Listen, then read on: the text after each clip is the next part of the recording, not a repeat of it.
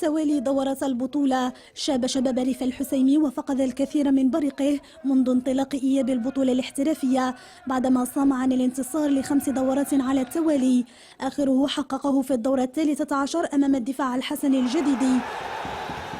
مسار شباب ريف الحسيمي اختلف كثيرا عن مرحلة الذهاب حين كان رقما صعبا في البطولة.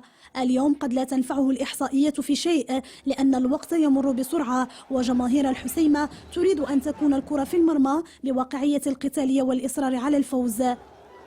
بعض المتتبعين للشأن الكروي بالحسيمة يرون أن السبب وراء هذا التراجع قد يعزى بالأساس إلى تخلي الفريق عن هدافه آرنون سيمان الذي غادر الفريق نحو البطولة الخليجية، لكن بالنظر إلى المستوى التقني للفريق فالأمر بحاجة إلى إعادة توازنات مفقودة، وهذا أمر يهم كل مكونات النادي.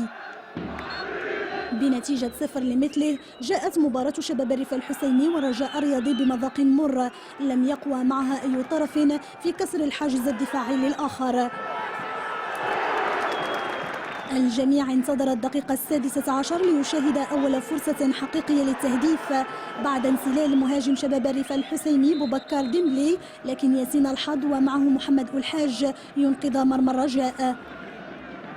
اللاعب حسن آلاس جرب التسديد من بعيد لإرباك ياسين الحظ، وضغط الحسيم استمر بمحاولات ضائعة كادت إحداها أن تمنح الهدف.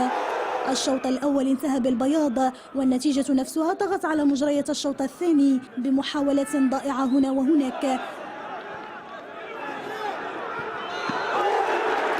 مهاجم الرجاء ياسين الصالحي يسدد كرة قوية ومتابعة جيدة للحارس نور الدين بالقميري، وفي الجانب الآخر تسديدة حسن آلاس بدورها فشلت في تحقيق المراد لتنتهي المباراة بالتعادل دون أهداف. تعادل خدم مصالح الرجاء الرياضي الذي حافظ على مكانته في المراكز الأولى في سلم الترتيب العام.